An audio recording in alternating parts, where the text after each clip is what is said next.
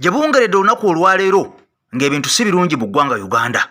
Oba oliawo naddala gwawa ensimbi ez'omuwi w'omusolo nga zongedde okubeera nga zitokomoka, oba oliawo mu bigambo ate ebyekyeyonoonere.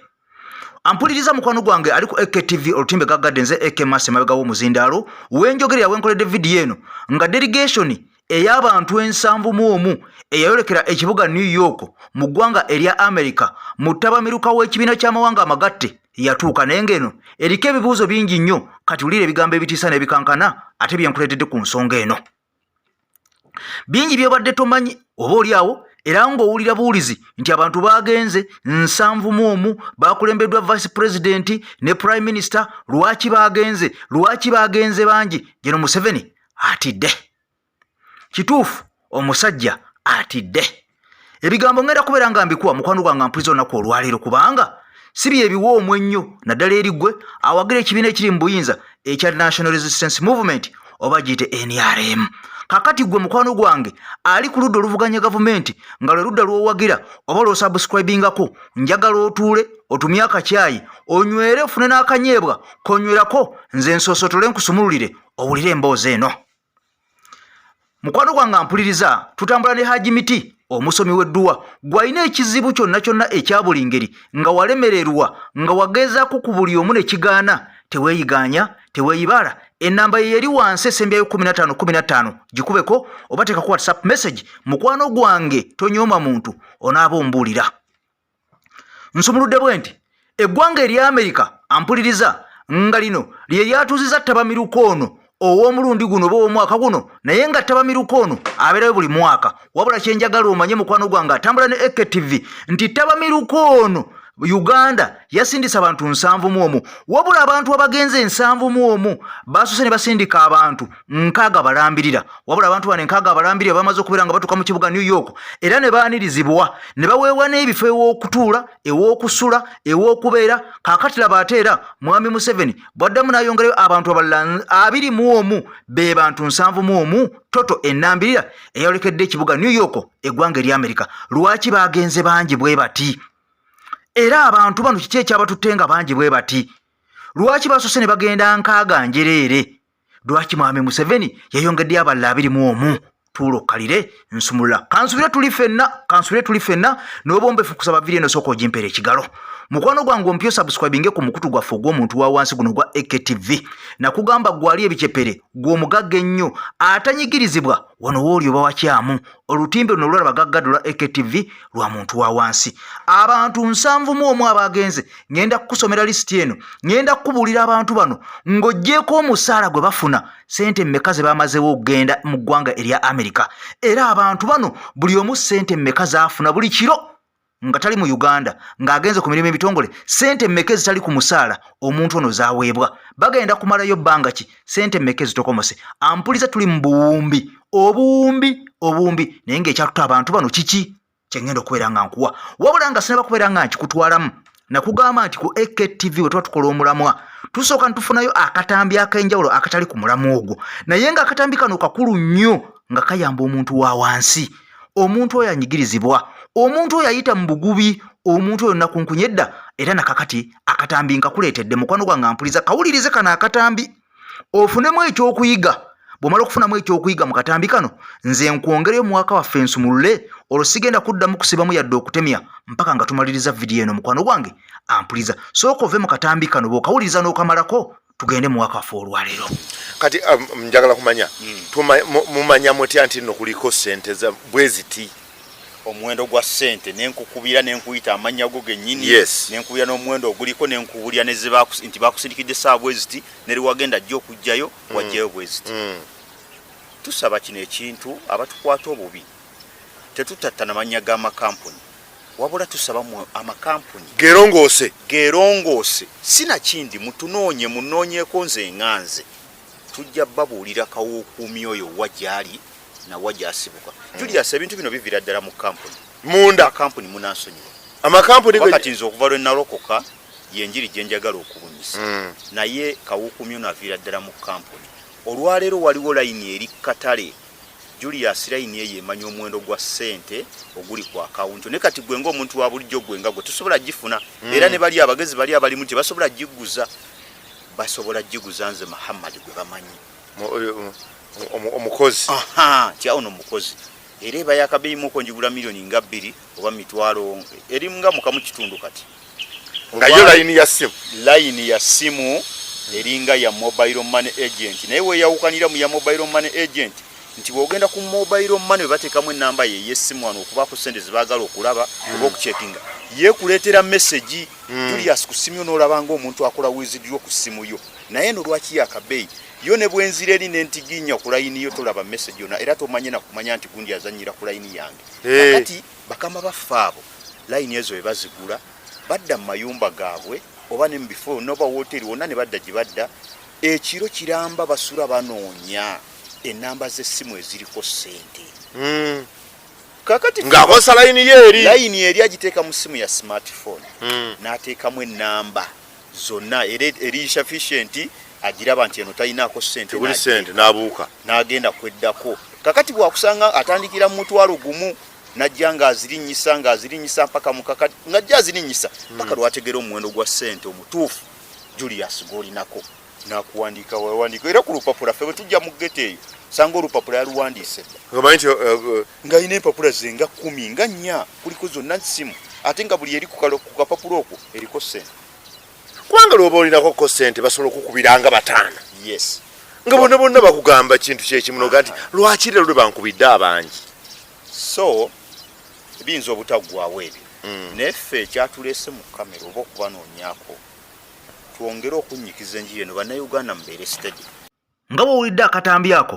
kitegeeza nti mu gavumenti eno eya mwami Museveni ebintu byasoba dda era oyinza okubeera ng'ogamba nti mpaawo atali kaaba wadde bangi abeesiima naye njagala owulire tosobola kubeerawo nga toyina ssimu buli mukutu gw'oliko ogw'essimu bakugambye nti omuntu yenna atabba ssente akolagana n'abantu bali ddala ate abali munda mu mukutu mu kampani mwennyininyini mukwano gwange be babba abantu ne twebuuza nti layini omuntu oba emubuzeeko oba essimu ne bagimubbako ssente zino zivaako zitya ampuliriza byonna biva mu kampani munda kati wulira layini eyo ey'ekyama eteekebwawo oba simukaadi ey'ekyama enzibu eweebwa abantu bali ababede abakola emirimu gino ate egy'okutulugunya egy'okunyakula egy'okunyaga n'okkaabya bannayuganda naddala abo abakola mu ntuuyo zaabwe ne baseevinga akasente kaabwe ku layini zaabwe kyokka ate ekisinga okwewunyisa bakugambye nti ate bakolagana na bali ababaguza layini bennyininyini abakola eri munda ne beekobaana namujinga ne kawukuumi bali eyo munda bajjuddeyo bafumbekeddeyo ampuliriza kakati nno naku olwaleero ogwo si gwe mulamwa wabula omulamwa gwe guno gwenkolekezaamu ampuliriza njagala okimanye nti delegation eno eyagenze mu kibiina ky'amawanga amagatte oba tabamiruka owa UN atula mu ggwanga eri America ono abeerayo buli mwaka njagala okimanye nti mwami Museveni yakoma okugenda mu tabamiruka ono mu mwaka gwali gwa 2017 wabula tabamiruka ono yalaga abakulembeze b'amawanga ag'enjawulo biki bye balowooza era tabamiruka ono owa UN yasalawo kiki ekigenda okubeera nga kikolebwa mu nsi eno omwaka ogujja okusinziira ku UN ebyo byeteeka mu nkola era tabamiruka ono asalawo nnyo ku mawanga n'abakulembeze naki kye bakkiririzaamu era omwaka ogujja biki ebigenda okukolebwa UN ono tabamiruka ono asalawo kinene nnyo kati wulira mwami Museveni yakoma okugenda mu tabamiruka ono omwaka gwali gwa 2017 2018 ono teyalabikako 2019 teyalabikako 2020 teyalabikako 2021 teyalabikako 2022 teyalabikako mpaka 2023 omwezi guno gwennyininyini gwe tulimu ogw'omwenda ono era talabiseeko wabula asindiseeyo convoy oba giyite delegation y'abantu 71 abantu 71 era kisinga okubeera nga kikwewunyisa bano bonna bagendedde ku nsimbi wa musolo mukwano gwange ampuliriza njagala omanye nti abantu bano abagenze buli muntu omu agenze alina ssente zafuna ez'enjawulo nga teziri ku musaala gwe kati wulira prime minister yasinga okufuna ssente nnyingi buli lunaku lwamala eyo bamuwa $9 buli kiro ezo nga just zakubeera nti yagenda mu America $9 ze milioni 3.5 mukwano gwange ampuliriza milioni 3.5 ze bamuwa buli kiro naye nga teziri ku musaala ogenda obugenzi ze $9.2 vice president $9.2 milioni 3.5 kakati prime minister amanyiddwa nga mukyalo bina nabbanja jjukira naye yayolekedde ono buli kiro naye afunayo akasente ak'okubeera obubeezi eyo $9 ze miliyoni 3.40. ulira ebisinga okubeera nga binnuma, ebisinga okubeera nga bitunyiiza, ebisinga okunyiga omuntu wa wansi wo waafuniramu. Kabinenti minisita yenna yagenze, buli kabinenti minisita afuna $9.50 buli kiro kyamala eyo. $8.50 zaafuna ze miliyoni 3.20. $8.50 kabinenti minisita buli kiro kyeyebaka bwati okuzuukuka nga $8.50 miliyoni 3.20 zatuuse dda wali. Kakati state minister ono naye alina akasente kaweebwa, aweebwa $8.20 buli state minister ze miliyoni 3.10 buli kiro kyeyebaka eyo. Mukwano gwange ampuliza permanent secretary ate ono naye bamuwe sente $7.3 ze miliyoni 2.7 buli kiro kyeyebaseeyo. Ampuliriza nkumenyeddeko abantu 5 bokka, wabula buli muntu yenna yagenze eyo alina akasente kaafuna nga tekali ku musaala gwe gwasasulu omwezi. Kakati ne weebuuza Uganda efuniramuwa? Era bw'otunulira abantu bano abagenze mukwano gwange kigambibwa nti bonna baalinnye business tickets ze baalinnye zokka, business class tickets ze baatambuzizza. Naye abantu bano bonna buli business class ticket emalawo miliyoni nga 2 eza Uganda okutuuka mu kibuga New York n'okudda. miliyoni 2 buli muntu ze yakozesezza ogenda n'okukomawo. Business class ticket miliyoni 2 buli muntu. Naye ng'ekyebuzibwa abantu bano bonna 7 bakimeyo ki? Era ogenda okutunulamu ng'abantu bano bali mu musimbi ogukwata mu buwumbi nga 2 n'okusoba. Mukwano gwange ampuliriza obuwumbi nga 2 naye kisinga okukwenyamiza okwewunyisa abantu bano baatutte n'enguuli. Batokretisi nga 25 ez'omwenge. Ebigambo bino nno si byange nzekka mukwano gwange. Tabamiruko ono kyataalese oba kyatasitudde kinga tikiriiyo. Njagala osooka ofuna akatambi kano mukwano gwange bwe tuve wa Haji Miti owulire ebigambo bino mbikuleetedde mu vidiyo mwe nnyini nga minisita yennyini yeeyogerera.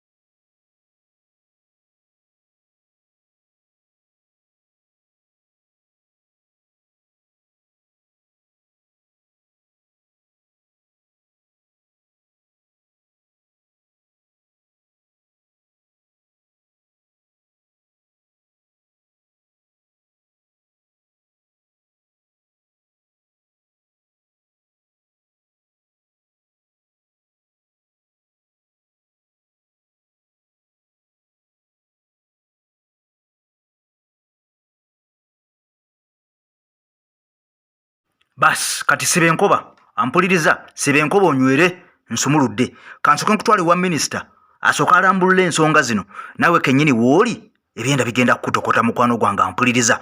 Oba oli awo ojja kumanya nti weetaaga enkyukakyuka oba oyagala oba toyagala. Naye ng'ekisinga mu bino byonna mwami Museveni lwaki yasindise delegation eno nga nnene? Amawulire ag'omunda galaga nti ono yasindise delegation eno esobole okubeera ng'egenda emuwolereze. Njagala ojjukire nti ono yaggalawo offices ez'ekibiina kya UN mu ggwanga Uganda ng'alumiriza nti offices zaalinamu era ezikola ng'eza UN ez'eddembe ly'obuntu zonna ze zimu. Ono ng'agamba nti ez'abazungu tazeetaaga mu nsi Uganda, kwe kulekawo office eyo erimu bannayuganda mukwano gwange ampuliza, ez'abazungu n'azigoba. Era n'ebibiina ebirala bingi nnyo ebirwanizi by'eddembe ono yabiteekako dda natti n'abigoba mu Uganda. Kaakati nno okusindika delegation eno byabasindise bagende basobola okubeera nga bamuwolereza n'okubeera nga bamuteerayo akabega ku ki ekigenda mu maaso mu nsi Uganda, nga n'obujulizi bususse naddala mu kkooti y'ensi yonna nga mwami Museveni ono ne Gen. Muhoozi Kainerugaba munnange babasojja ku luwonzi nti bano mu kulinnyirira eddembe ly'obuntu abadda ne mukati ne beewogoma. Kaakati n'emisango mbu gyabaggulwako dda wadde nga bano tebanaba nga bayitibwa officially oba okuweerezebwa ebbaluwa entongole okubeera nga babayita, naye obujulizi bwo bwaluma dda mu kkooti y'ensi yonna. Kakati mwami Museveni okulwanyisa bino byonna abadde alina okubeera nga asindika abantu nga bayitirivu basobole okubeera nga buli omu atwala idea gy'alina mukwano gwange ampuliza n'okumatiza abasajja mbwe eddembe mu Uganda mbu gye lisibuka. Kati sooka owulire ebigambo bya minisita ono mukwano gwange ampuliza n'obuwombeefu. Nkusaba vidiyo eno gimpeera ekigalo ompyosa buswabinge ku mukutu gwaffe tutambule ffenna mwaka waffe.